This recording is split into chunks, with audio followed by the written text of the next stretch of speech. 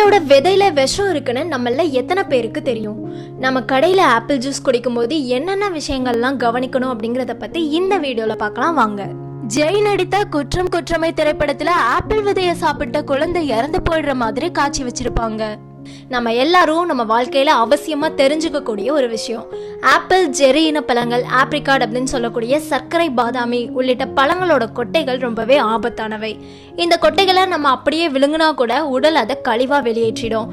ஆனா அரைச்சு பொடியாக்கி சாப்பிட்டோம் அப்படின்னா அதோட விஷத்தன்மை உடலை பாதிக்கும். இந்த எல்லா பழங்களோட விதைகளும் ரொம்ப கடினமாகவும் கசப்பாகவும் இருக்கும்.